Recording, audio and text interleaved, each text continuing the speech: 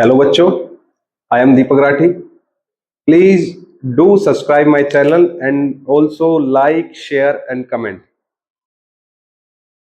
Hello बच्चों, now अपना next chapter है unit number 7, physiology and engineering sports. ठीक है, एग्जाम्स के पर्सपेक्टिव से काफी इंपॉर्टेंट है और साथ में टेक्निकल टर्म्स भी काफी है, याद भी काफी करनी पड़ेगी. कुछ चीजें मैं जो इंपॉर्टेंस में समझाऊंगा उनको अच्छे से फोकस करना. जो क्वेश्चंस मेन इस पे बनते रहेंगे साथ साथ ही बताता रहूंगा. बाद में ग्रुप में मैं क्वेश्चंस भेज दूंगा इसके. अब स्टार्ट करते हैं इसको. बेटा सबसे पहले एक चीज पढ़ी है, मैंने पहले भी एक क्लास ली थी इसके ऊपर. ठीक है, लाइव क्लास, उसके अंदर भी मैं पढ़ाया, पर दोबारा पढ़ लो. पहले पढ़ते हैं फाइबर्स के बारे में. ठीक है बेटा, आपकी जो मसल्स है ना, मसल्स दो तरह की फाइबर से मिलकर बनी होती है. यहां लो, मसल दो तरह के फाइबर से बन की होती है. एक होता है slow twitching fibre, slow twitching. एक होता है बेटा फास्ट ट्विचिंग. ठीक है बेटा, slow twitching and fast twitching fibres, मतलब इन दोनों का कंपोजिशन से मसल्स बनती है, इन दोनों का कंपोजिशन से मसल बनती है. अब स्लो ट्विचिंग फाइबर और फास्ट ट्विचिंग फाइबर, इनके बारे में पढ़ते हैं थोड़ा. देखो इसका नाम स्लो क्यों है. देखो बेटा, जब ये कॉन्ट्रैक्शन करता है ना, ठीक है, तो ये कॉन्ट्रैक्शन में टाइम लेता है 110 मिली सेकेंड, यानी 110 मिली सेकेंड, 110. ठीक है बेटा, ये बुक में नहीं है पर ये याद रख सकते हो. ठीक है, 110 मिली सेकेंड का टाइम लेती है. वहीं जो ये फास्ट ट्विचिंग फाइबर है, ये बेटा 50 मिली सेकेंड में अपना एक कॉन्ट्रैक्शन कर लेते हैं. यानी उसके, ये समझ लो, ये 2 बार कर जाए वो तब 1 बार भी नहीं कर पाएगा. इसलिए इनका नाम है फास्ट ट्विचिंग फाइबर, इनका नाम है स्लो ट्विचिंग फाइबर. ठीक है, अब आता है स्लो ट्विचिंग फाइबर के बारे में आगे. बेटा जो स्लो ट्विचिंग फाइबर होते हैं ना, इनके अंदर होता है aerobic respiration. Aerobic respiration, respiration. देखना ये टेक्स्ट विजिबल है, ये टेक्स्ट दिख रहा है. एरोबिक रेस्पिरेशन, एरोबिक रेस्पिरेशन क्या समझते हो आप? ऑक्सीजन की प्रेजेंस में जो हुआ है. ठीक है, आर्ट्स वाले बच्चे, कॉमर्स वाले बच्चे याद रखना. एरोबिक रेस्पिरेशन, देख एरो आ गया ना, एरोबिक मतलब हवा है, मतलब ऑक्सीजन है. ठीक है, इसके अंदर जो रेस्पिरेशन होता है, यानी एनर्जी का प्रोडक्शन के लिए ये रेस्पिरेशन जब करता है बेटा, तो ये एरोबिक रेस्पिरेशन करता है with the help of oxygen. ठीक है, ये चीज याद रहेगी. इसी को फर्दर करते हैं. इसको जो ऑक्सीजन चाहिए, ठीक है, तो ऑक्सीजन की सप्लाई के लिए कौन है रिस्पॉन्सिबल है? ऑक्सीजन सप्लाई करता है बेटा आपका ब्लड. ठीक है, ठीक है, ब्लड के थ्रू ही जाता है, एक मीडियम है ब्लड. ब्लड के अंदर क्या होता है? हीमोग्लोबिन. ठीक है बेटा, हीमोग्लोबिन बेटा आपका रिस्पॉन्सिबल है. हीमोग्लोबिन के अंदर एयर ट्रैप हो जाती है बेटा. ठीक है, तो इसलिए ये इंपॉर्टेंट है बेटा. तो इसके कलर की बात करते हैं. ठीक है, कलर कैसा होता है? देखो ब्लड, इसके अंदर मान लो ये रेस्पिरेशन होना है, तो ऑक्सीजन चाहिए, ऑक्सीजन पहुंचाएगा ब्लड. ठीक है, तो इसके अंदर ब्लड दिखेगा, इसके अंदर ब्लड होता है बेटा. और ब्लड का कलर क्या होता है? रेड. क्या होता है बेटा? रेड. तो इसका कलर होता है बेटा रेड, या ब्राउनिश कह दो, या बेटा ब्लैक भी काफी बुक्स में होता है. ठीक है, मेन रेड होता है बेटा. इनका कलर होता है रेड. याद रखना रीजन, क्योंकि इनके अंदर एरोबिक रेस्पिरेशन होता है. एरोबिक रेस्पिरेशन के लिए बेटा ब्लड जिम्मेदार है. ठीक है, इसलिए इनका कलर हो गया क्या? रेड. अब आगे इनकी बात पढ़ो बेटा. इसमें और आगे क्या होता है बेटा? ये धीरे धीरे कॉन्ट्रैक्ट करते हैं, धीरे धीरे कॉन्ट्रैक्ट करते हैं, तो ये लॉन्ग टाइम के लिए चलते हैं बेटा. लॉन्ग टाइम के लिए एनर्जी प्रोवाइड करते हैं. ठीक है, it provide energy for long time. ठीक है बच्चे, लॉन्ग टाइम के लिए एनर्जी प्रोवाइड करते हैं. अंडरस्टैंड? अब आता है बेटा क्या हो गया, तो इसमें एग्जिट कर दो वैसे, और ठीक है, इसमें फिर यहाँ से शेयर कर दो व्हाट्सएप, व्हाट्सएप पे यहाँ. ठीक है, हो गया, और ये हो गया शेयर यहाँ से. ओके, अब आता है नेक्स्ट, जैसे कि दोबारा इसको खोलो. ठीक है, सेम वही होगा नेक्स्ट चैप्टर. हाँ बेटा, क्या कहा थे? हाँ, लॉन्ग टाइम एनर्जी प्रोवाइड करता है, लंबे समय तक चलता है बेटा, ये थकता नहीं है, लंबे समय तक एनर्जी प्रोवाइड करता है. ठीक है, यहां तक. अब इसमें आओ बेटा, fast twitching fibre. Fast twitching fibre के अंदर जो रेस्पिरेशन होता है ना बेटा, वो एनारोबिक रेस्पिरेशन होता है, यानी ऑक्सीजन नहीं होती बेटा, ऑक्सीजन की अब्सेंस में. वो ऑक्सीजन की प्रेजेंस में हो रहा था, ये ऑक्सीजन की अब्सेंस में हो रहा है बेटा। अब जब ऑक्सीजन की अब्सेंस में होता है तो बोला ब्लड का कोई रोल ही नहीं है, जब ऑक्सीजन जा ही नहीं रही तो ब्लड भी नहीं जा रहा, मतलब ब्लड पहुंचा ही नहीं रहा, ठीक है। अगर ब्लड नहीं जाएगा तो इसका कलर रेड नहीं होगा बेटा। वैसे ये फैक्टर याद रखना, उसके अंदर एरोबिक रेस्पिरेशन होता है इसलिए उसका कलर रेड होता है, क्योंकि ब्लड जाता है वहां पे ऑक्सीजन के लिए। यहां नहीं होता तो इनका कलर होता है बेटा व्हाइट, व्हाइट ग्रे, दोनों सेम सही कलर होते हैं, शेड होती है एक तरह से, व्हाइट एंड ग्रे। समझे बेटा। अब बात आती है नेक्स्ट, इनकी फंक्शनिंग कितने लंबे टाइम तक होती है। अच्छा, एनर्जी कैसे बनेगी, एक चीज याद रखना बेटा, इसके अंदर बनता है ATP plus lactate acid, lactic acid, ठीक है बेटा। What is ATP, adenosine triphosphate. याद रखना, क्वेश्चन आ जाए what do you mean by ATP, adenosine triphosphate, एक टर्म है, याद करनी है, ठीक है, कोई रॉकेट साइंस नहीं है, आर्ट्स और कॉमर्स के बच्चे याद रखना इस चीज को, अडीनोसाइन ट्राइफॉस्फेट, ठीक है। एटीपी और लैक्टिक एसिड बेटा ये क्या करता है, आपकी मसल्स में सोरनेस यानी दर्द जो होता है ना आपकी मसल्स में, वो इसी की वजह से होता है, ठीक है। ये थी हुई रेस्पिरेशन की बात। अब आती, ये कितने लंबे, वो लंबे समय तक का प्रोवाइड करता था, ये शॉर्ट टर्म के लिए प्रोवाइड करता है। कितने शॉर्ट टर्म के लिए, शॉर्ट टर्म के लिए प्रोवाइड करेगा, बट ये क्या करेगा बेटा, ब्लास्ट एनर्जी प्रोवाइड करता है, ब्लास्ट एनर्जी यानी बहुत ज्यादा एनर्जी, बहुत ज्यादा, थोड़े टाइम में, टाइम कम है और एनर्जी ज्यादा। याद रखना ये चीज। अगर इसको देखें तो बेटा ये क्या करता है, लंबे टाइम तक करता है, टाइम इसका ज्यादा है पर ये एनर्जी धीरे धीरे, मतलब एकदम ब्लास्ट नहीं, धीरे धीरे धीरे धीरे रिलीज करता है, ठीक है, इसलिए लंबा चलता है। ये आई थिंक समझ में आ गया हो यहां तक। अब उठाते हैं एक दो पॉइंट, ठीक है, जो जरूरी है पढ़ने। जैसे सबसे पहले आता है बेटा इसमें फिजियोलॉजिकल फैक्टर्स डिटरमाइनिंग, कुछ फैक्टर्स जो डिटरमाइन करते हैं किस चीज को, components of physical fitness. Physical fitness के कंपोनेंट्स कौन कौन से होते हैं बेटा, याद रखना, आपका फ्लेक्सिबिलिटी, ये यहां पे भी दिख रहा है, विजुअल है यहां पे, फ्लेक्सिबिलिटी, ठीक है, प्लस आपकी स्ट्रेंथ, प्लस आपका एंड्योरेंस और प्लस आपकी स्पीड, ठीक है बेटा। ये चार है बेटा, याद रखना, चार फैक्टर्स हैं ये जो आपकी फिजिकल हेल्थ को डिटरमाइन करते हैं, ठीक है। Flexibility, strength, endurance and speed, मतलब आपकी बॉडी की फिजिकल हेल्थ और फिजिकल वर्किंग सारी इसी पे डिपेंड होती है बेटा, ठीक है, फिजिकल फिटनेस। अब सबसे पहले बात करते हैं हम, चलो स्ट्रेंथ को उठाते हैं, स्ट्रेंथ।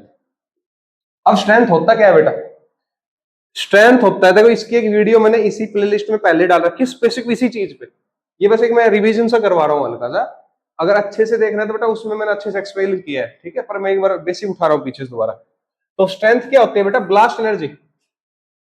आप स्ट्रेंथ दिखाते हो, मान लो आपने वेट उठाया जिम में, तो एकदम आपकी बॉडी सारी ही एनर्जी वहां पे पोजेस कर देगी। अब कम टाइम के अंदर, मान लो आपके पास 2 या 3 सेकंड है, ठीक है, और आपने वजन उठाना है, ठीक है, इतना टाइम होता है, ऐसा तो है नहीं आधे घंटे तक उठाते रहोगे, नहीं बेटा, एकदम झटके से उठाते हो, ठीक है। तो बेटा आपके पास टाइम होता है कम, तो एनर्जी चाहिए ज्यादा, तो टाइम कम में एनर्जी ज्यादा कौन प्रोवाइड करता है, फास्ट ट्विचिंग फाइबर। तो सबसे पहले एक चीज याद रखनी है, स्ट्रेंथ, अच्छा स्ट्रेंथ होती क्या है, ज्यादा एनर्मस फोर्स आप एकदम एक्सर्ट करते हो, ठीक है, वो होती है आपकी strength.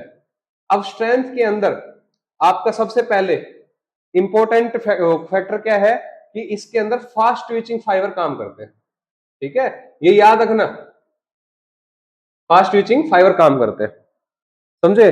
Fast twitching fibres works या रिस्पॉन्सिबल फॉर स्ट्रेंथ। इसके बाद आता है बेटा मसल, साइज ऑफ मसल। आपकी मसल का साइज अगर ज्यादा है, ज्यादा मसल साइज है, तो बेटा आप ज्यादा स्ट्रेंथ अप्लाई करोगे, मसल साइज ज्यादा है तो ज्यादा क्या करोगे, स्ट्रेंथ अप्लाई करोगे, मसल ज्यादा तो एनर्जी ज्यादा, ये चीज याद रखना। उसके बाद एक फैक्टर आता है बॉडी वेट, बॉडी वेट।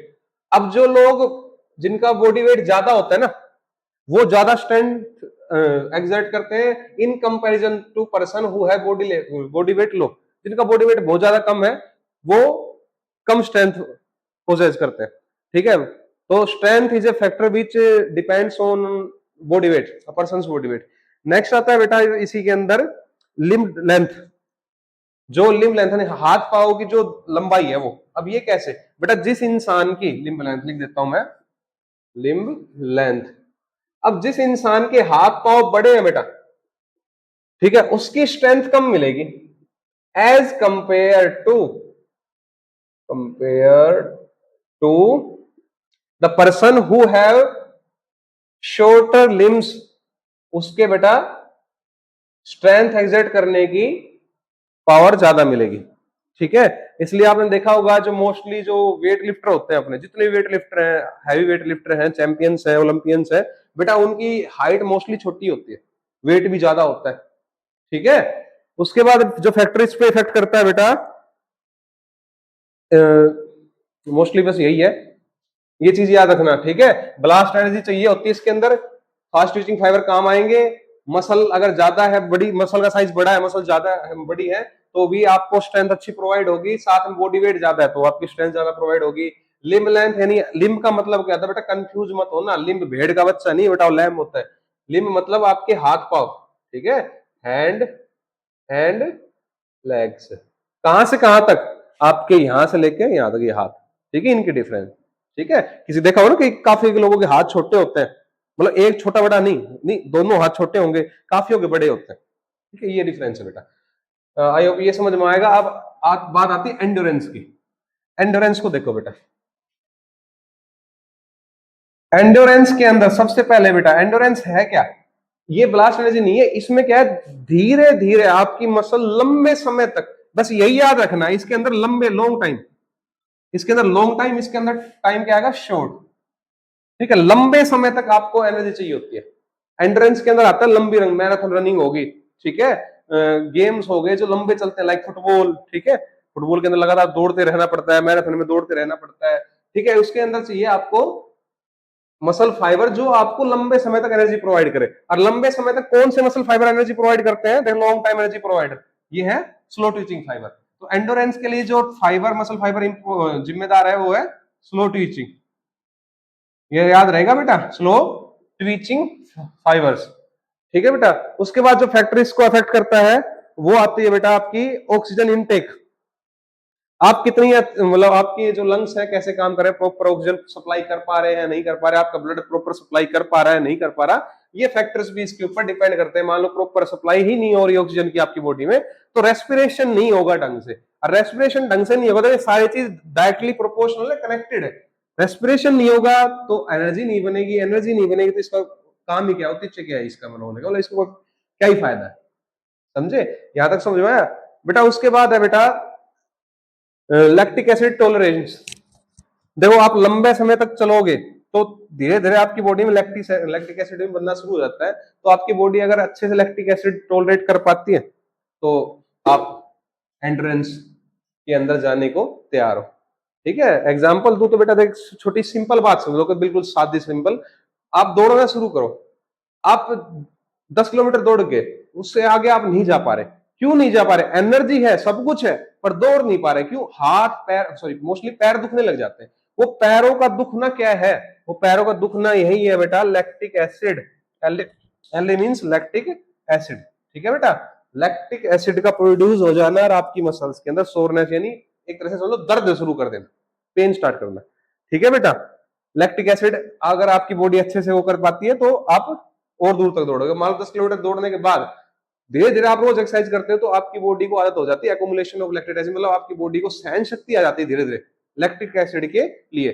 तब होगा क्या बेटा, आप और लंबे समय तक दौड़ पाओगे। 10 किलोमीटर दौड़ रहे थे, 15 चले जाओगे, 20 चले जाओगे, मैराथन कर दोगे, ठीक है। ये फैक्टर्स हैं बेटा जो इनको इफेक्ट करते हैं। अब बारी आती है बेटा स्पीड की, ये और स्ट्रेंथ दोनों से सेम सा है, यहां देखो बेटा, ये विजिबल है, स्पीड, स्पीड को देखो बेटा, स्पीड के अंदर क्या होता है, आपको मैक्सिमम टाइम, मैक्सिमम दूर, स्पीड को डिफाइन कैसे करोगे, स्पीड में मोस्टली बच्चे देखो जी, आपको फिर बताओ, देखो डेफिनेशन ये मत देना कि distance divided by time is speed, नहीं बेटा वो तो फॉर्मूला है, गलत वो भी नहीं है, देखो गलत, मैं उसको गलत नहीं कह रहा, पर इसके अंदर आप क्या डिफाइन करोगे, कैसे डेफिनेशन दोगे स्पीड की, तो स्पीड की डेफिनेशन होती है बेटा maximum distance covered in minimum time, कम से कम समय में आप कितना डिस्टेंस कवर कर सकते हो। उसेन बोल्ट बेटा मान लो 9 पॉइंट समथिंग उसका वर्ल्ड रिकॉर्ड है, तो 9 मिनट के अंदर कर रहा है, मतलब 10 सेकंड मान लो, मान लो बस, ठीक है, 10 से कम उसका, 10 सेकंड में 100 मीटर कवर कर रहा है वो, उसकी स्पीड है। वहीं हम आप दौड़े तो शायद हम 15 सेकंड में करें, ठीक है, तो ये हमारी स्पीड होगी, डिस्टेंस वही है। इसने क्या किया, उसी डिस्टेंस को कवर करने में 10 सेकंड लगाए, हम लगा रहे 15, कोई 20 भी लगा रहा होगा, ठीक है बेटा, ये स्पीड है। यानी मिनिमम टाइम में, कम से कम समय में आप मैक्सिमम से मैक्सिमम डिस्टेंस कवर कर पाओ, दैट इज स्पीड। दोबारा सुन लो definition of speed, maximum distance covered in minimum time is speed. याद रहेगा, आई डोंट नो बुक में है या नहीं है, पर ये याद कर लो, इसलिए बार बार बता रहा हूं, ठीक है। दूसरा बारी आती है इनके ऊपर कौन से मसल फाइबर यूज होते हैं। देखो बेटा, थोड़े टाइम क्या है, देखो कम से कम है ना, टाइम कम है और दौड़ने के लिए एनर्जी ज्यादा चाहिए बेटा, ऐसा तो नहीं है हवा मुड़ के चले जाओगे, तो टाइम कम हो, एनर्जी ज्यादा चाहिए, तो बेटा आपको मैंने क्या पढ़ाया था कि कौन सा फाइबर यूज होगा, फास्ट ट्विचिंग फाइबर यूज होगा। विच फाइबर? Fast twitching fibre. तो फास्ट ट्विचिंग फाइबर इसके अंदर यूज होता है बेटा, समझ में आया बेटा, फास्ट ट्विचिंग फाइबर इसके अंदर यूज होता है। नेक्स्ट आता है बेटा जी आपका, आपकी फ्लेक्सिबिलिटी कैसी है, आपकी फ्लेक्सिबिलिटी कैसी है। अगर आपकी फ्लेक्सिबिलिटी अच्छी है, आपकी फ्लेक्सिबिलिटी अच्छी है, तो बेटा होगा क्या, आपके जॉइंट्स अच्छे से मूव करेंगे तो आपकी स्पीड बढ़ेगी। Flexibility is directly proportional to speed. Flexibility अच्छी है, स्पीड अच्छी आएगी, ठीक है, जॉइंट्स अच्छे से मूव कर पाएंगे, ठीक है। उसके बाद एक पॉइंट आता है बेटा इसी के अंदर, स्पीड के अंदर आप लगा सकते हो बॉडी फैट। बॉडी फैट, अगर आपकी बॉडी के ऊपर फैट ज्यादा है तो आपकी स्पीड कम हो जाएगी बेटा। अगर आपकी बॉडी के ऊपर फैट कम है तो बेटा आपकी स्पीड बढ़ जाएगी। जितने भी गुड रनर हैं, अच्छे रनर हैं, देखना उनकी बॉडी में फैट बिल्कुल बहुत कम होता है, ठीक है, शायद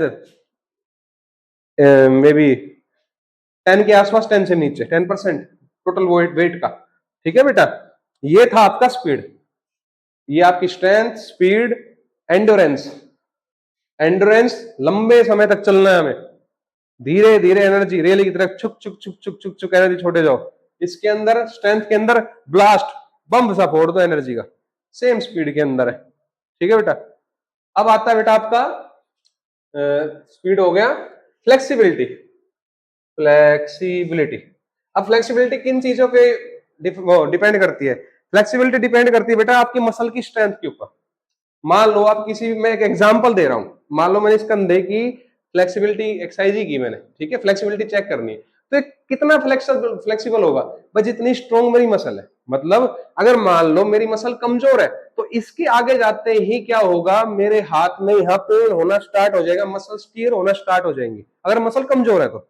और अगर मसल हेल्दी है, मजबूत है, तो आप अच्छे से फ्लेक्सिबिलिटी कर सकते हो, क्योंकि वो अच्छे से होल्ड कर रखेगी, टीयर नहीं होगी। इसलिए आप स्टार्टिंग में कभी एक्सरसाइज करने जाओ, नए नए जाने लगे हो, तो आप जब फ्लेक्सिबिलिटी एक्सरसाइज करते हो तो आपको क्या होता है, खिंचाव महसूस होता है एक तरह से, आप ना अच्छे से कर पाते हो, ठीक है। बट जब एक टाइम आता है लगातार एक्सरसाइज करते रहते हो, आप प्रो हो जाते हो एक तरह से, तो होगा क्या, आपकी फ्लेक्सिबिलिटी इंक्रीज हो जाती है। फ्लेक्सिबिलिटी कैसे इंक्रीज हो जाती है कि flexibility is directly proportional to, flexibility is directly proportional to muscle strength.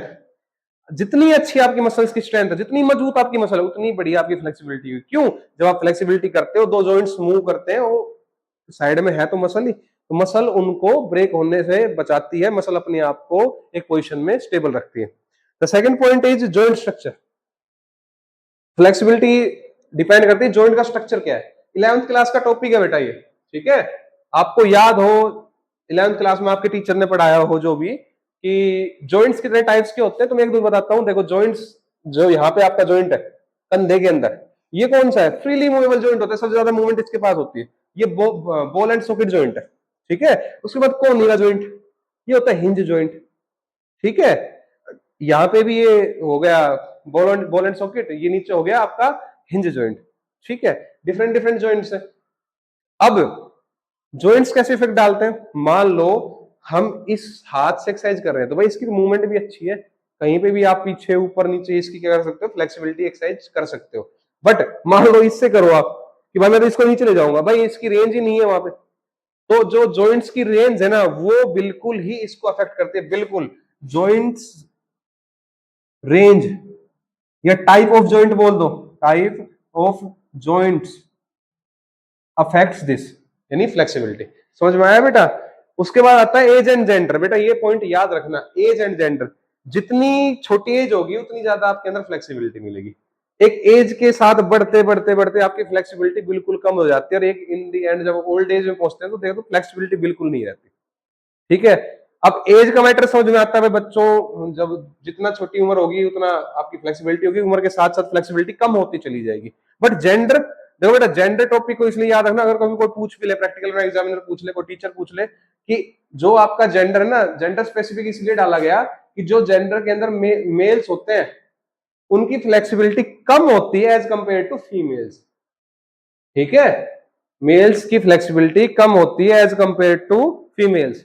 अब बेटा इसका एग्जांपल ये देख लो कि आपके जो मोस्टली जो जिम्नास्ट होते हैं उनमें ज्यादातर लड़कियां ही होती है। ठीक है, बॉडी के अंदर उनकी फ्लेक्सिबिलिटी ज्यादा होती है। ये कुछ फैक्टर्स थे बेटा जो आपका कंपोनेंट्स ऑफ फिजिकल फिटनेस को डिटरमाइन करते थे। अब आगे आता है बेटा, इसी के अंदर नेक्स्ट टॉपिक है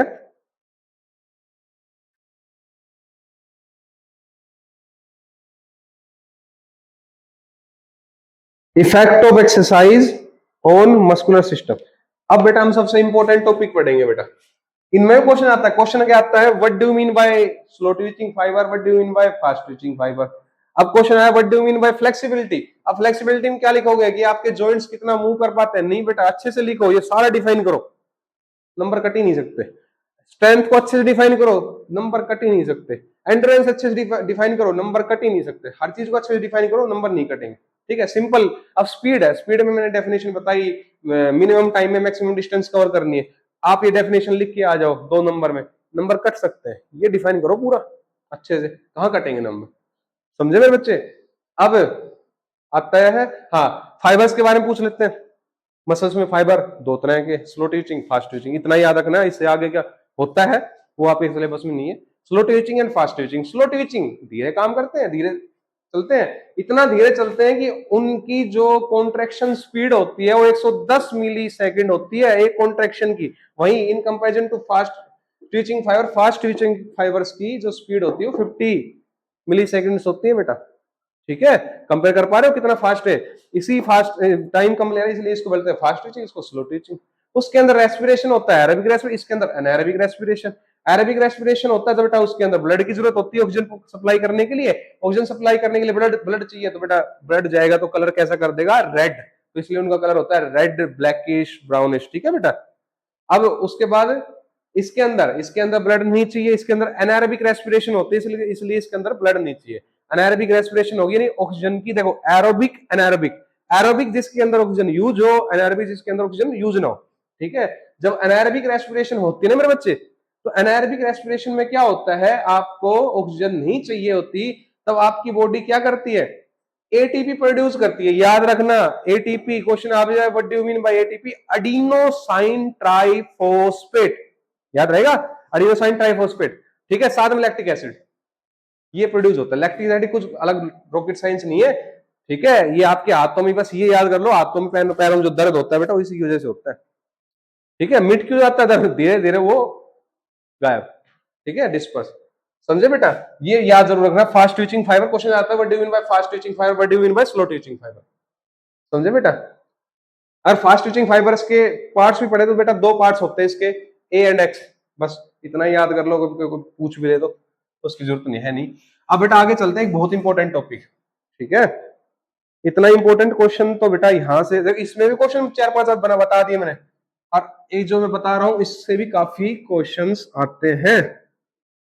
ठीक है, और इस चैप्टर का जो बेसिक जो मेन चीज है वो यही है बेटा। ठीक है, फिजियोलॉजी जो है ना वो यही है जो मैं पढ़ाऊंगा। ठीक है, एनाटॉमी आपने 11th क्लास में पढ़ी थी, 11th क्लास की मैं वीडियो अपलोड करूंगा, उसमें आप देख सकते हो एनाटॉमी क्या चीज है। ठीक है, पूरी एनाटॉमी हम 11th में पढ़ के आए थे। अब फिजियोलॉजी आपकी 12th क्लास में। एनाटॉमी में क्या करते हैं बेटा हम, anatomy is the study of structure of bones. ठीक है, but physiology is the study of working of organs. Organs की वर्किंग वगैरह हम बेटा फिजियोलॉजी के अंदर पढ़ते हैं। ठीक है, क्या वर्किंग हो रही है, क्या इफेक्ट उस पर आ रहा है, क्या इफेक्ट नहीं आ रहा। अब जो हम पढ़ने वाले हैं वो है बेटा इफेक्ट ऑफ एक्सरसाइज, इसी के अंदर नेक्स्ट टॉपिक है effect of exercise on your muscular system. Muscular system, muscular system पे एक्सरसाइज का क्या इफेक्ट आता है बेटा। साथ में एक तो ये हो गया, एक चीज और हम पढ़ेंगे इसी में, वो क्या होगी, effect of exercise on your cardiovascular system. Cardio respiratory, respiratory system, इसमें दो हो जाएगा, कार्डियो हार्ट, रेस्पिरेटरी लंग्स, ये याद रखना बेटा। ठीक है, सबसे पहले effect of exercise on your muscular system. अब देखो बेटा, जो एक्सरसाइज के इफेक्ट है ना बेटा, वो दो तरह के होते हैं। Effect of exercise is of two type. कौन कौन से जो हमने पढ़ने हैं, short term,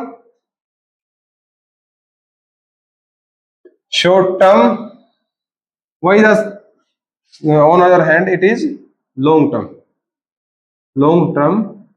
what is long term effect, ठीक है, भूलना नहीं है, यहीं से उठाया मैंने, ये कहीं अलग से नहीं लाया इफेक्ट। ठीक है बेटा, short term effect and long term effect. जो शॉर्ट टर्म इफेक्ट होते हैं बेटा, उनको पढ़ो। वे होते क्या, पहले ये समझो। पहले तो मान लो मैंने अब एक्सरसाइज करनी शुरू कर दी, रस्सी कूदना स्टार्ट कर रहा हूं, मैं अपने एक्सरसाइज के पीक पे हूं, तब मेरी बॉडी क्या चेंज शो करेगी, यानी बॉडी के मेरी मसल्स के अंदर क्या चेंजमेंट आएगा, वो होता है short term effect on muscular system. वहीं दूसरी तरफ आता है बेटा लॉन्ग टर्म। मान लो काफी समय हो गया है, मतलब 5-6 महीने हो गए आप एक्सरसाइज करते करते, तब आपकी बॉडी के ऊपर, सॉरी, आपकी मसल्स के ऊपर क्या इफेक्ट आएगा, क्या चेंज आएगा as compare to first day. समझे बेटा, जब आप एक्सरसाइज करते हो तो उस टाइम क्या फर्क पड़ता है, लंबे समय तक सेम एक्सरसाइज करते रहते हो तो मस्कुलर सिस्टम पे क्या फर्क पड़ता है, ये ध्यान से पढ़ना बेटा, समझना। सॉरी, सबसे पहला point short term effect. Short term effect में आता है सबसे पहले मसल्स का टेम्परेचर बढ़ जाना। मसल्स टेम्परेचर इंक्रीजेस, बेटा एरो समझ जाएगा, अगर एरो ऊपर लगी हुई ना तो उसका मतलब है बढ़ रहा है, एरो नीचे लगा दी मतलब एरो कोई भी चीज है वो घट रही है। केमिस्ट्री में मोस्टली यूज होती है ये, ठीक है। पर जिन्होंने केमिस्ट्री नहीं पढ़ी है बेटा, तो कंफ्यूज मत होना, ये टिक मार्क कैसे लगाए जा रहे हैं, ये कोई डायरेक्शन नहीं दिखा रहा है बेटा, इसका मतलब है बढ़ रहा है। ठीक है, एरो वैसे डायरेक्शन के लिए होती है, पर यहाँ ये बता रहा है कि ये इंक्रीज हो रहा है या डिक्रीज हो रहा है। तो वो मसल्स टेम्परेचर है बेटा, वो इंक्रीज हो जाता है। मसल का टेम्परेचर इंक्रीज क्यों होता है, पहली बात तो ये, जब आप एक्सरसाइज करते हैं तो मसल फंक्शनिंग करती है, वर्किंग करती है। जब मसल्स वर्किंग करती है तो एनर्जी प्रोडक्शन होता है। एनर्जी प्रोडक्शन जब होता है तो बेटा आपकी मसल्स का टेम्परेचर इंक्रीज हो जाता है। अब देखो कैसे, आप जब एक्सरसाइज करना शुरू करो, मान लो आप अच्छे 15 के 20 किलोमीटर दौड़ के आए, तो जैसे आप लोगों को देखना आपकी बॉडी का जो टेम्परेचर है ना बेटा, वो बढ़ा हुआ मिलता है। क्योंकि सर्दियों में दौड़ना, जैसे दौड़ के रुकोगे ना, आपकी बॉडी में से भाप निकलती है, गर्मी, हीट रेडिएट होती है। ठीक है, क्योंकि मसल्स का टेम्परेचर बढ़ चुका है। पहला पॉइंट याद रखोगे, मसल टेम्परेचर इंक्रीज। उसके बाद आता है बेटा आपका increase in muscle flexibility. Muscle flexibility, muscle flexibility increase. देखो मसल्स की जो फ्लेक्सिबिलिटी है ना, वो डायरेक्टली प्रोपोर्शनल होती है आपके टेम्परेचर के साथ। मसल का टेम्परेचर बढ़ा तो फ्लेक्सिबिलिटी भी इंक्रीज हो जाती है, ये याद रखना। ठीक है, अगर सिंपल समझाऊं, देखो डेमो ले लो। मान लो एक्सरसाइज से पहले मैं इतनी फ्लेक्सिबल कर पा रहा हूं, देख पा रहे हो, हाथ यहां तक नहीं आ रहा। वहीं अगर मैं एक्सरसाइज करता हूँ, जंपिंग कर रहा हूँ, पुशअप वगैरह सब कुछ, मेरी पूरी बॉडी वार्म अप है, हीटेड है, अब मैं आराम से यहां तक मेरे हाथ आ जाएंगे, फ्लेक्सिबिलिटी इंक्रीज हो जाएगी। ठीक है, क्योंकि मसल्स मूवमेंट करने लग जाती है। उसके बाद आता है accumulation of lactate acid. Accumulation of lactate acid,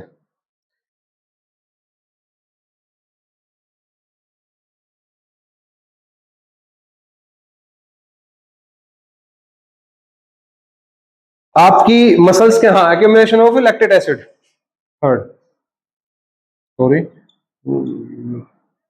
बेटा, कुछ चीज इसमें मैं स्पीड में पढ़ा रहा हूं, ठीक है, नोट्स में तो मिल ही जाएंगे, बस ध्यान रखो कि क्या है अक्यूमुलेशन ऑफ लैक्टेट एसिड। मतलब आपकी बॉडी में लैक्टेट एसिड बनना शुरू हो जाता है, जिससे आपकी बॉडी के अंदर पेन स्टार्ट होता है, एक सोरनेस स्टार्ट होती है आपके मसल के बीच में। उसके बाद आता है बेटा आपकी बॉडी के अंदर मसल ब्लड सप्लाई इंक्रीज होनी, ये इंपॉर्टेंट पॉइंट है बेटा। ब्लड की सप्लाई, ब्लड की सप्लाई बेटा इंक्रीज हो जाती है। अब ब्लड की सप्लाई इंक्रीज क्यों होती है, सुन लो। देखो जब आप एक्सरसाइज कर रहे हो, ठीक है, आपकी मसल्स वर्क कर रही है, ठीक है, टेम्परेचर तभी तो बढ़ा जब मसल्स वर्क कर रही है। मसल्स वर्क कर रही है तो इनके अंदर क्या हो रहा है, प्रोडक्शन ऑफ एनर्जी भी हो रही है। प्रोडक्शन ऑफ एनर्जी के लिए क्या चाहिए आपको, मान लो एरोबिक रेस्पिरेशन हो रहा है तो एरोबिक रेस्पिरेशन के लिए ऑक्सीजन चाहिए। अब ज्यादा आप एक्सरसाइज करोगे तो ज्यादा ऑक्सीजन चाहिए, ठीक है, और उस ज्यादा ऑक्सीजन को सप्लाई करने के लिए ब्लड को ज्यादा काम करना पड़ेगा, जिससे मान लो पहले इतना मतलब 10 ml ब्लड सप्लाई कर रहा था, अब उसको 100 ml ब्लड सप्लाई करना पड़ रहा है।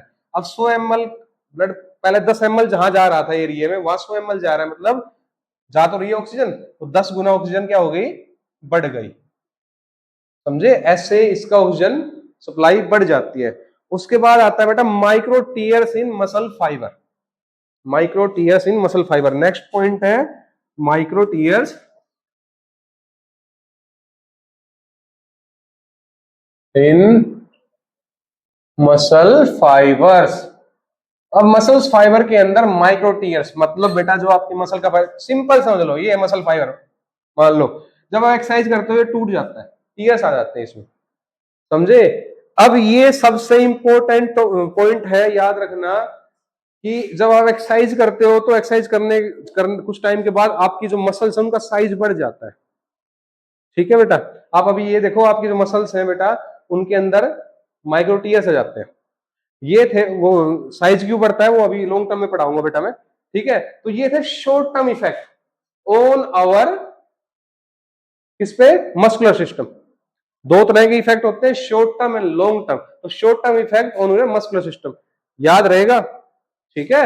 Muscle temperature increase, flexibility increase, accumulation of lactate acid produce हो जाता है, ब्लड सप्लाई बढ़ जाती है, और micro tears in muscle fibre. देखो मुझे पता है सारे पॉइंट याद नहीं होंगे, ये इजी है, इसको याद कर लो, ये याद हो जाएगा, तो इससे कनेक्टेड ये है, ठीक है। मसल्स काम करेगी तो मसल जो चीज काम करती है, जूते आप चलते हो जूतों से, जूते घसते हैं फटते हैं, सेम है, अगर आप इसको चलाओगे काम करोगे तो ये भी घसेगा फटेगा, टीयर्स, ठीक है बेटा। उसके बाद फ्लेक्सिबिलिटी इंक्रीज होगी, ये याद कर लो, ठीक है, चीजों को रिलेट करके पढ़ा करो। अब आता है बेटा आपका long term effect. Long term effect, सबसे पहला लॉन्ग टर्म इफेक्ट हाइपरट्रोफी, ऐसे सही आ रहा है देखना एक बार, हाँ, ठीक है। Hypertrophy of A muscle fibre, hypertrophy of muscle fibre means बेटा, एक मिनट,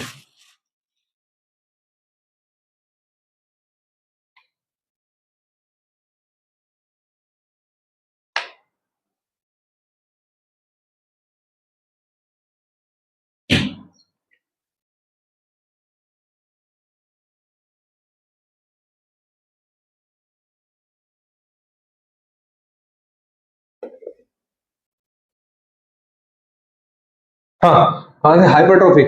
देखो हाइपरट्रोफी ऑफ मसल्स फाइबर यानी सबसे पहले topic long term effect. Long term में लंबे समय के बाद आपकी बॉडी में क्या चेंज देखेंगे, तो हाइपरट्रोफी होता क्या है बेटा, ये रिलेटेड है इस पॉइंट से।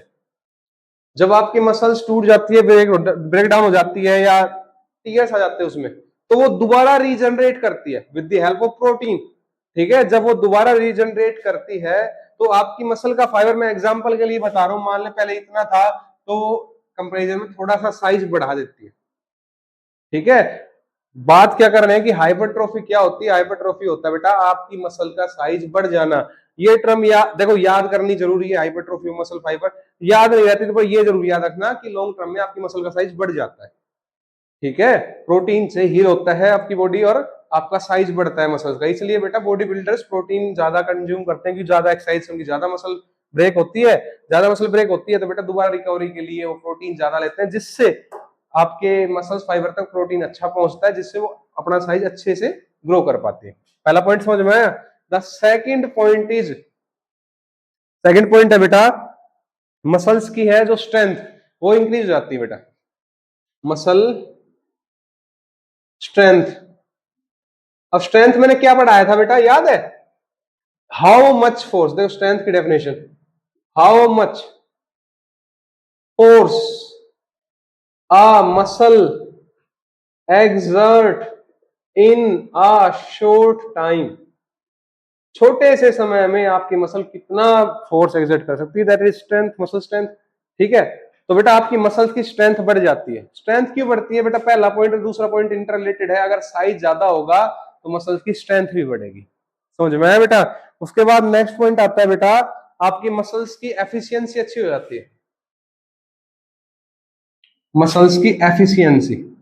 अभी एफिशिएंसी वर्ड कहां से आ गया?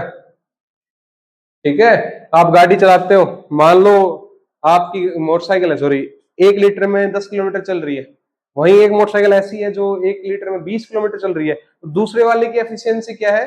ज्यादा, मतलब ज्यादा काम कर पा रही है, उतनी चीजें, उतने ही रिसोर्सेज में, उतनी ही एनर्जी में, तो कम एनर्जी में भी वो ज्यादा काम कर पाती है। This was the efficiency of muscle fibre, efficiency muscle fibre की बढ़ जाती है। उसके बाद आता है बेटा आपके अंदर, इसके अंदर मस्कुलर एंड्योरेंस, याद रखना, मस्कुलर एंड्योरेंस। एंड्योरेंस क्या बताया था?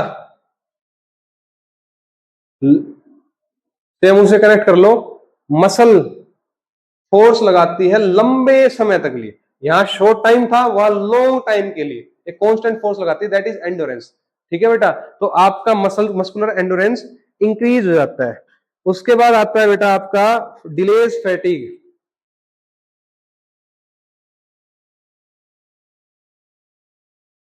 Delays fatigue. अब फैटिग डिले करने का मतलब, फैटिग का मतलब क्या होता है? थकान, आपको देर से थकान होती है। मान लो आपने आज एक्सरसाइज करना शुरू किया तो आप जल्दी थक जाओगे, वही मैंने किलोमीटर रनिंग का बताया कि भाई आप 10 किलोमीटर दौड़े, बाद में आप क्या करोगे? लंबे समय तक दौड़ पाओगे। ठीक है, तो डिलेज फैटिग, आपको थकान कम होती है, थकान कम होती है तो बेटा आप लंबा दौड़ोगे तो आपका एंड्योरेंस बढ़ता है, मतलब ये दोनों पॉइंट डायरेक्टली प्रोपोर्शनल है, याद रखना, दोनों डायरेक्टली कनेक्टेड है। उसके बाद क्या आएगा बेटा? Increase in mitochondria. आप रेगुलर एक्सरसाइज करते हो तो आपकी माइटोकॉन्ड्रिया कोन्ड्रिया बढ़ जाती है, इसका साइज बढ़ जाता है बेटा। ठीक है, माइटोकॉन्ड्रिया क्या है? एक चीज याद रखते हैं ना, mitochondria is the powerhouse of the cell. ठीक है, सेल्स के पावर हाउस है, तो उसका साइज बढ़ गया, उसकी नंबर बढ़ गए, तो एनर्जी सेल्स को ज्यादा मिलेगी। समझे मेरे बच्चे?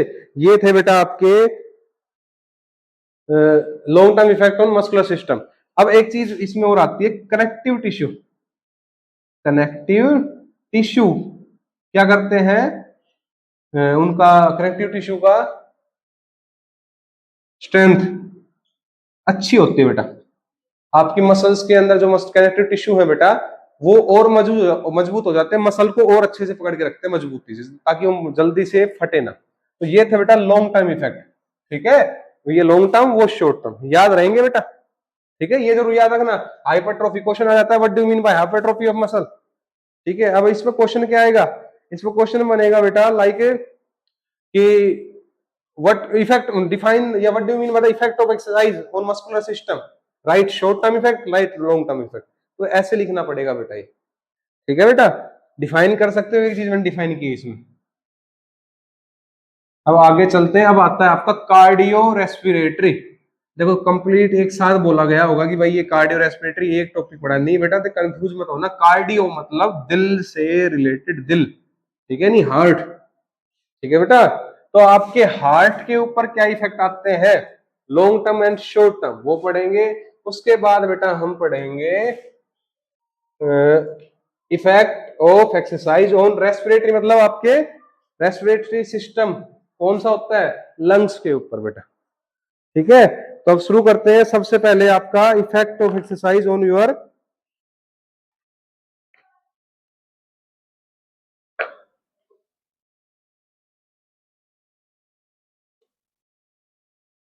Effect of exercise on your lungs. ठीक है बेटा, effect of exercise on your cardio lung, sorry, heart. ठीक है, effect of exercise on your heart. अब सबसे पहले आता है बेटा short term effect and long term effect. वही बनाता है एक बॉक्स, इस साइड शॉर्ट टर्म, इस साइड हो जाएगा बेटा long term effect. Long term effect, ठीक है, लॉन्ग टर्म इफेक्ट मैंने अभी समझाया, शॉर्ट टर्म इफेक्ट मैंने अभी समझाया। ठीक है, शुरू करते हैं। सबसे पहला पॉइंट शॉर्ट टर्म इफेक्ट में, जब आप एक्सरसाइज करना शुरू करते हो तो आपकी हार्ट रेट या हार्ट बीट इंक्रीज हो जाती है बेटा।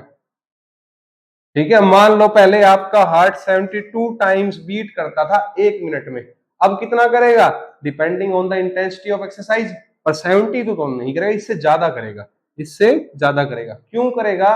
देखो आप एक्सरसाइज करते हो तो आपकी मसल्स इन्वॉल्व हो रही है, मसल्स इन्वॉल्व हो रही है तो मसल्स बेटा एनर्जी को कंज्यूम कर रही है, एनर्जी कंज्यूम कर रही है तो उनको और एनर्जी भी चाहिए, और एनर्जी कहां से बनेगी? जब उनके अंदर रेस्पिरेशन होगा, रेस्पिरेशन होगा तो उनको चाहिए ऑक्सीजन, ऑक्सीजन चाहिए तो ऑक्सीजन सप्लाई कौन करेगा?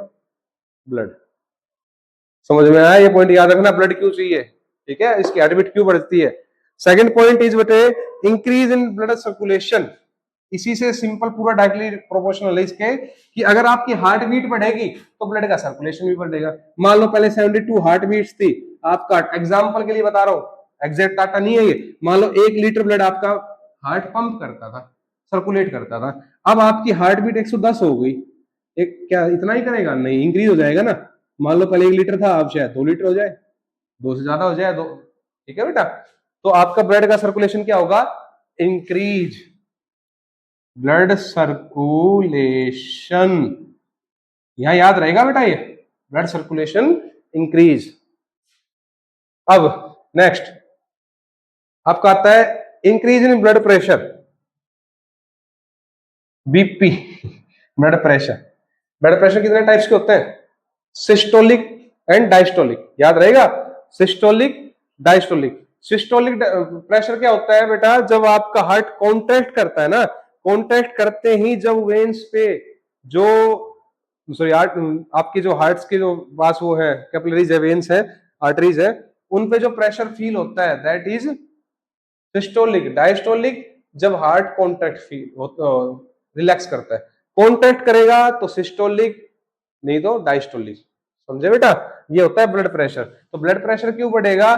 देखो बेटा, पहले मान लो यहां से ब्लड जा रहा है, ठीक है, एग्जांपल के लिए ले लेते हैं, ठीक है, यहाँ पहले 72 टाइम्स जब बीट करता था तो 1 लीटर ब्लड यहां से जा रहा है। 1 लीटर लिख मत देना बेटा, एग्जाम समझा रहा हूं मैं आपको, समझ जाओ ताकि ये टॉपिक, ठीक है, 72 बार बीट कर रहा था तो 1 लीटर ब्लड निकल रहा था यहाँ से, ठीक है, यानी और ले लो एक बीट के अंदर, मान लो एक बार बीट हुई, ठीक है, बीट हुई तो कुछ भी एक्स लीटर ब्लड गया, ठीक है। अगर इसकी बीट बढ़ती है, मान लो डबल हो गई, ठीक है, बीट होगी डबल, बीट डबल होगी तो बेटा प्रेशर भी डबल हो जाएगा। ये समझ लो आपने पहले मोटर के कोई पाइप लगी हुई है, ठीक है, आपने उसका आधा वाल्व ओपन कर रखा है, ठीक है, अब उसका पूरा खोल दो तो पहले प्रेशर ज्यादा रहेगा, बाद में जो कंडीशन आई उसमें, तो बाद में जो कंडीशन आती है उसमें प्रेशर बढ़ जाएगा बेटा। समझे बेटा? इसलिए आपका ब्लड प्रेशर इंक्रीज हो जाता है। उसके बाद आएगा बेटा इंक्रीज इन स्ट्रोक वॉल्यूम। अब आता है question, increase in stroke volume. अब स्ट्रोक वॉल्यूम क्या है बेटा? क्वेश्चन आएगा, देखो ये तो आ ही गया पूरा कि effect of exercise on your cardiovascular system, यानी हार्ट के ऊपर कार्डियोवास्कुलर भी आ जाए तो आपने हार्ट ही समझना है बेटा, ठीक है, कार्डियोवास्कुलर मींस हार्ट, याद रहेगा। लिख देता हूं, कई बार क्वेश्चन में आ गया था, बच्चे कंफ्यूज, कार्डियोवास्कुलर, ठीक है बेटा, कार्डियोवास्कुलर, ठीक है बेटा, हार्ट। अब बच्चे इंक्रीज इन स्ट्रोक वॉल्यूम, देखो बेटा ये क्वेश्चन हुआ, साथ में एक क्वेश्चन जरूर पूछेगा 2 नंबर में, what do you mean bye stroke volume, what do you mean bye stroke volume. Stroke volume क्या है? देखो बेटा ध्यान से देखो समझो, स्ट्रोक वॉल्यूम होता है आपका जो हार्ट है जब एक बार बीट करता है, जब आपका हार्ट एक बार बीट करता है तब बेटा आपके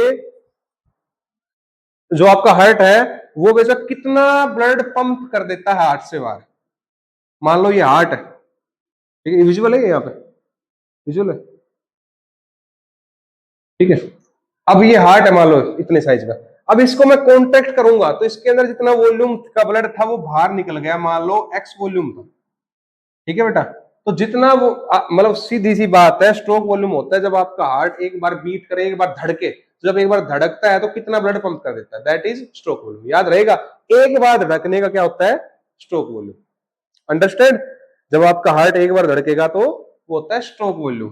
कौन से उससे पंप करता है, लेफ्ट वेंट्रिकल, याद रख लेना, याद रहे तो, लेफ्ट वेंट्रिकल, लेफ्ट वेंट्रिकल से कितना ब्लड पंप कर देता है। अब आता है बेटा आपका कार्डियक आउटपुट, इससे नेक्स्ट कार्डियक आउटपुट, कार्डियक बेटा याद कर लेना, कंफ्यूज मत होना।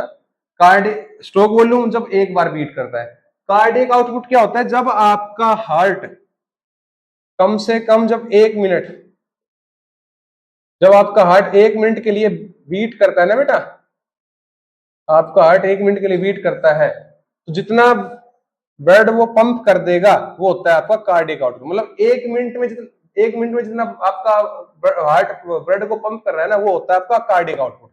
ये था सिंगल टाइम में, ये 1 मिनट में। तो हम ये भी कह सकते हैं आपकी हार्ट बीट मल्टीप्लाई बाय आपका स्ट्रोक वॉल्यूम, ये याद रखना, बुक में नहीं है बेटा, स्ट्रोक वॉल्यूम, ठीक है, is equals to cardiac output, याद रहेगा। अब ये क्या कर दिया मैंने, स्ट्रोक वॉल्यूम यानी आपकी हार्ट बीट मान लो 72 है, मल्टीप्लाई बाय स्ट्रोक वॉल्यूम यानी आपका दिल 72 बार तो धड़कता है 1 मिनट में, ठीक है। इसकी डेफिनेशन देखते रहना कार्डियक आउटपुट की।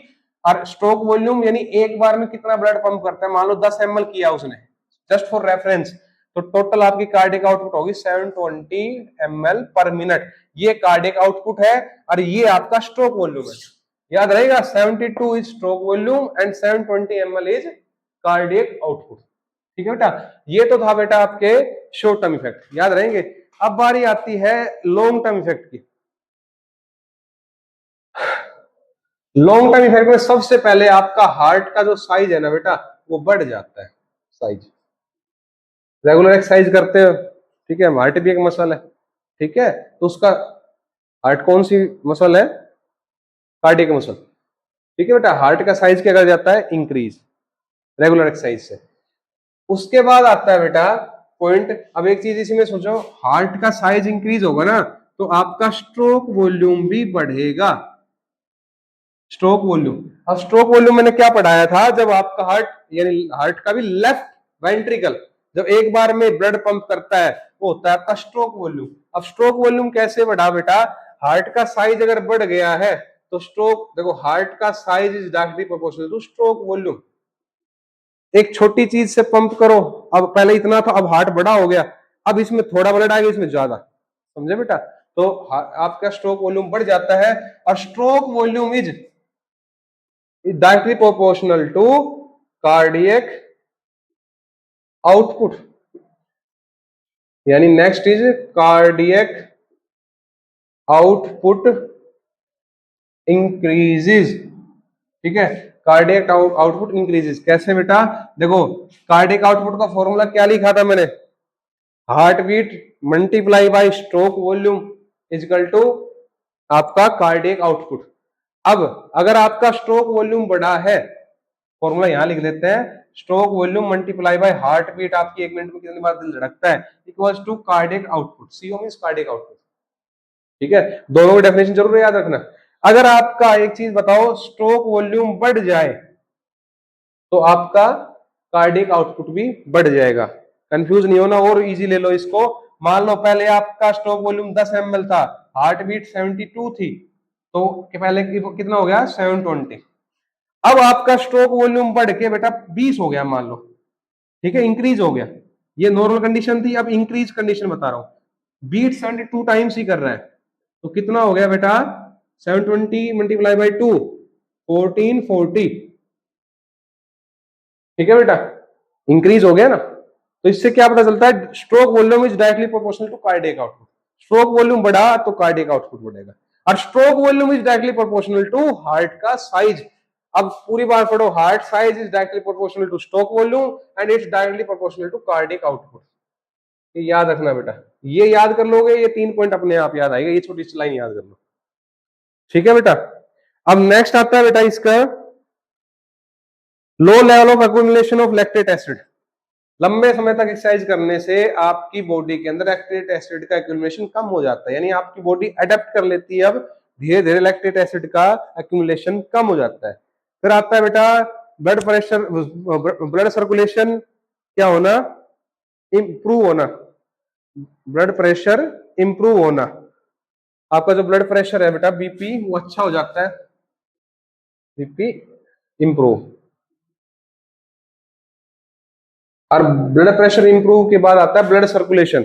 जो ब्लड सर्कुलेशन होता है बेटा वो भी अच्छा हो जाता है। उसके बाद जो ब्लड प्रेशर, सॉरी बीपी नहीं है, आएगा ब्लड सर्कुलेशन।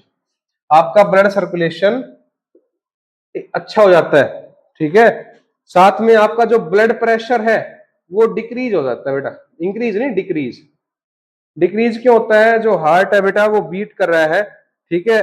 अब क्या होगा, हार्ट का साइज बढ़ गया, ज्यादा ब्लड वो पंप कर सकता है, ज्यादा ब्लड पंप करेगा तो धीरे धीरे करता है, ठीक है बेटा। इसलिए आपकी रेस्टिंग, एक चीज याद रखना, रेस्टिंग हार्ट बीट आपकी स्लो हो जाती है।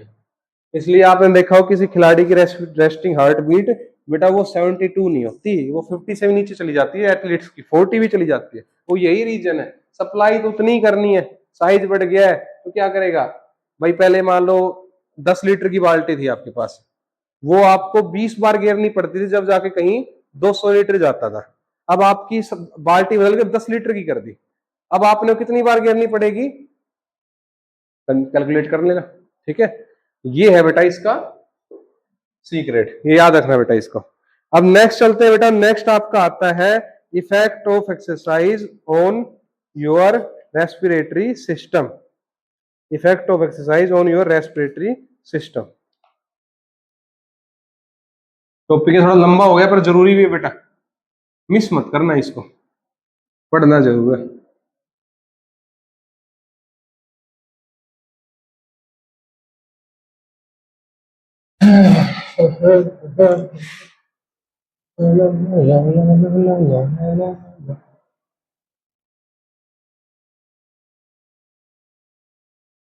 हाँ, अब यहां आएगा आपका respiratory system.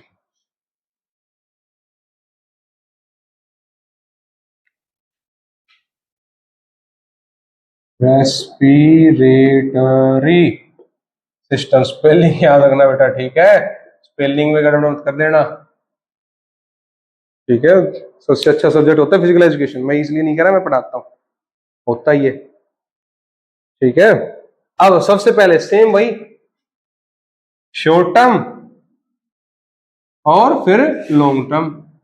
Short term effect of exercise on your respiratory system, long term effect of exercise on your respiratory system. अब शॉर्ट टर्म इफेक्ट के अंदर सबसे पहला जो इफेक्ट आता है, जो आपकी ब्रीथिंग होती है, ठीक है, सांस जो आप लेते हो उसका रेट इंक्रीज हो जाता है।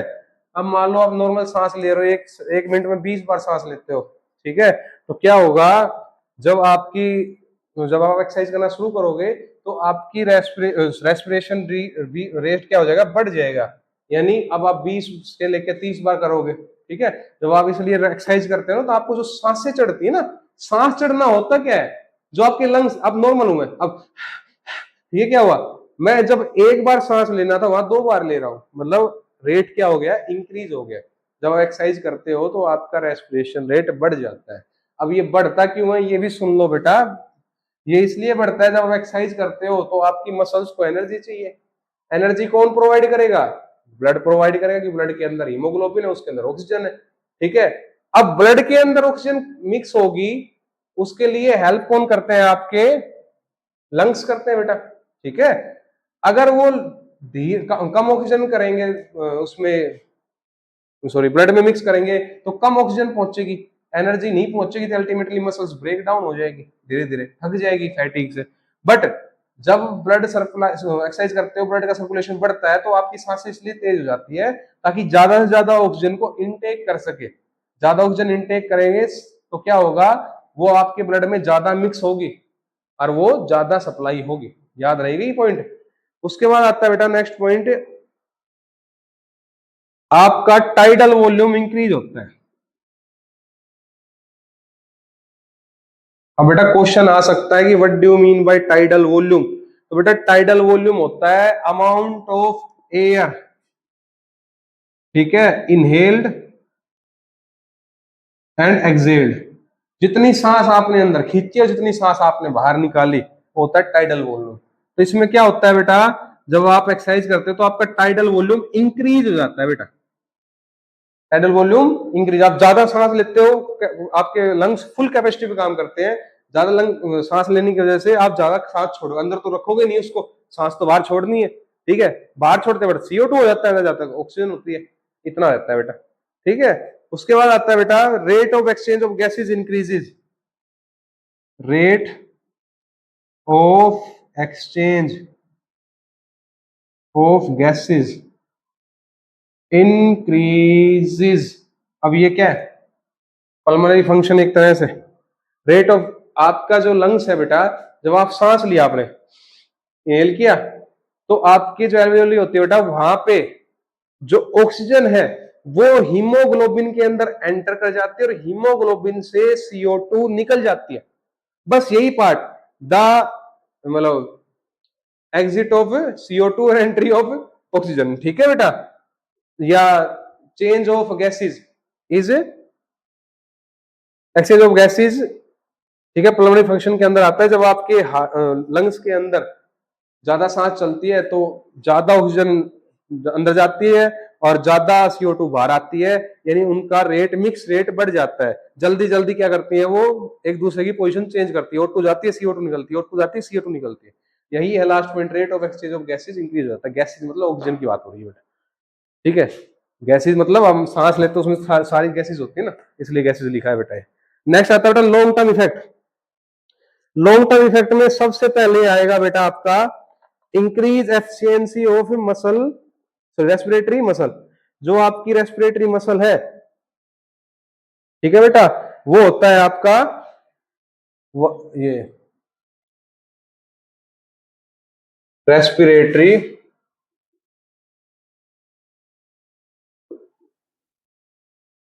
Respiratory muscle.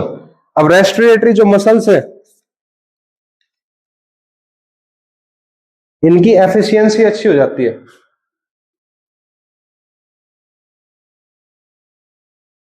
मतलब रेगुलर एक्सरसाइज करने से आपके लंग्स अच्छे से काम करते हैं, आपकी लंग्स की मसल स्ट्रॉन्ग होती है, ठीक है। और साथ में इससे फायदा क्या होता है, पल्मोनरी डिफ्यूजन यानी एक्सचेंज ऑफ गैसेस अच्छी हो जाती है बेटा। नेक्स्ट पॉइंट आता है बेटा इंक्रीज इन वाइटल कैपेसिटी। बेटा वाइटल कैपेसिटी याद रखना, इंक्रीज इन वाइटल कैपेसिटी, ये क्या है बेटा, ये कुछ अलग नहीं है। एक सुनो, वाइटल कैपेसिटी है क्या, पहले ये समझो। मैंने सांस ली अच्छी डीप, अब मैं जितना ज्यादा एक्सेल कर सकता हूं, सांसें बाहर छोड़ सकता हूं, लंग्स खाली हो गए बिल्कुल, ये होता है वाइटल कैपेसिटी, यानी मैक्सिमम एयर एक्सपेल्ड, ठीक है, after taking a long deep breath, वो होती है वाइटल कैपेसिटी। तो आपकी वाइटल कैपेसिटी इंक्रीज होती है, ज्यादा सांस आप छोड़ पाते हो। उसके बाद आता है बेटा जो परमानेंट एक्सचेंज ऑफ गैसेज है ना बेटा, पल्मोनरी फंक्शन है एक्सचेंज ऑफ गैसेज।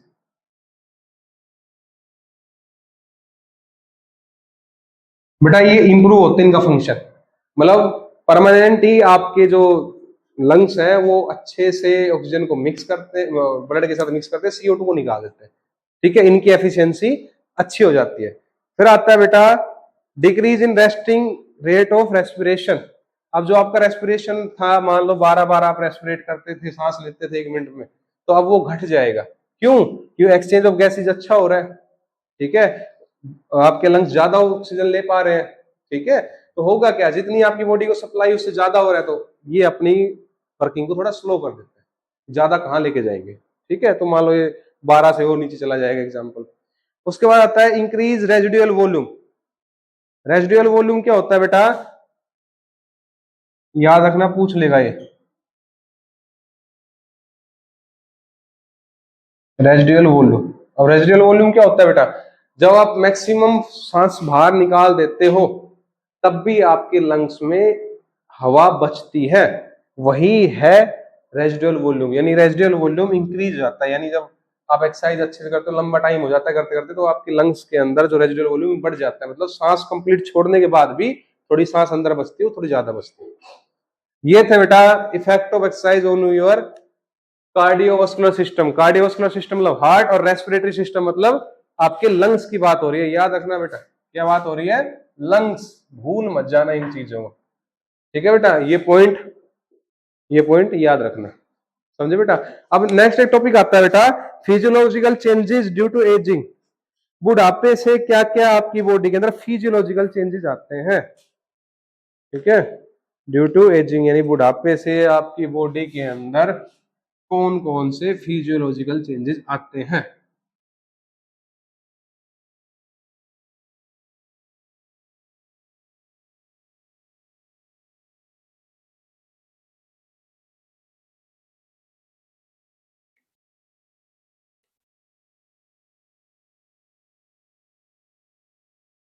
तो देखो बुढ़ापे से आपकी बॉडी का फिजियोलॉजिकल चेंज,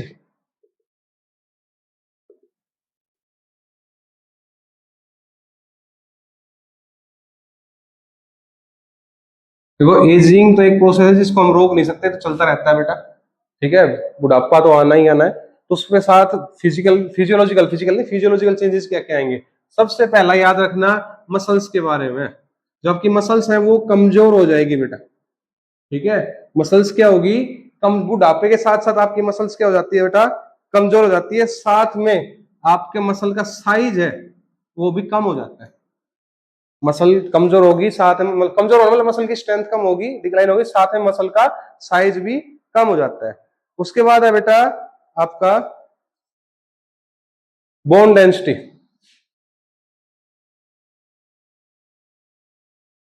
ओस्टियोपोरोसिस एक चीज पढ़ाई थी मैंने फीमेल फीमेल एथलीट ट्राइड में, चैप्टर नंबर 2 के अंदर। तो आपकी जो बोन डेंसिटी बुढ़ापे के साथ कम हो जाती है बेटा, आपकी बोन्स यानी कमजोर हो जाती है। होगा क्या, बोन डेंसिटी कम होगी तो एक टाइम ऐसा आएगा आपकी बोन्स आराम से ब्रिटल होकर टूट जाती है। इसलिए बेटा अगर बुढ़ापे में आपकी कोई हड्डी टूट जाए किसी की, तो बेटा वो जुड़ने में टाइम लेती है, अच्छे जुड़ नहीं पाती, क्योंकि बोन डेंसिटी नहीं है ना, ठीक है। क्योंकि आपका बुढ़ापे के अंदर सीधी सी बात है, डाइजेशन अच्छे से काम नहीं करता। डाइजेशन अच्छे से काम नहीं करता ना, एब्जॉर्प्शन अच्छे से होता है। तो क्या, आधे मिनरल्स आधे कैल्शियम, जैसे कैल्शियम, ठीक है, मिनरल्स विटामिन, ये बेटा एब्जॉर्ब नहीं हो पाते, नहीं हो पाते, कम हो जाती है सप्लाई, सप्लाई कम होती है। अल्टीमेटली मान लो कैल्शियम की सप्लाई कम होगी तो बोन डेंसिटी ऑटोमेटिकली कम होती चली जाएगी, समझे बेटा।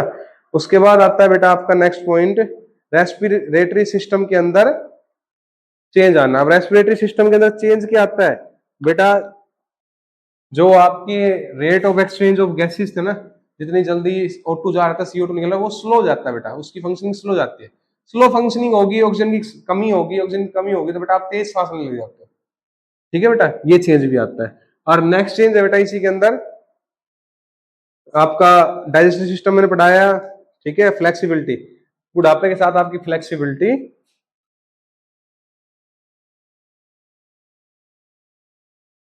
डिक्रीज हो जाती है, समझे बेटा। ये था बेटा आपका फिजियोलॉजिकल इंजरी का पार्ट फर्स्ट। पार्ट सेकंड के अंदर हम पढ़ेंगे इंजरीज, ठीक है। अभी हमने पढ़ा है फिजियोलॉजी ऑफ बॉडी, ठीक है। अब पढ़ेंगे हम इंजरी नेक्स्ट पार्ट में। तो ये पार्ट खत्म हो गया। इसके अंदर हमने पढ़ा सबसे पहले कुछ factors determining your physical fitness, endurance, strength, ठीक है, स्पीड और फ्लेक्सिबिलिटी। उसके अंदर फास्ट ट्विचिंग, स्लो ट्विचिंग याद रखना। उसके बाद effect of exercise, short term effect and long term effect on your muscular system. उसके बाद कार्डियोवास्कुलर यानी आपका हार्ट, फिर आपका रेस्पिरेटरी सिस्टम, ठीक है, लंग्स के ऊपर। ये चीजें हमने पढ़ी। लास्ट में एजिंग के साथ हम आपकी बॉडी में क्या क्या चेंज आते हैं, ठीक है। जल्दी मिलते हैं नेक्स्ट वीडियो।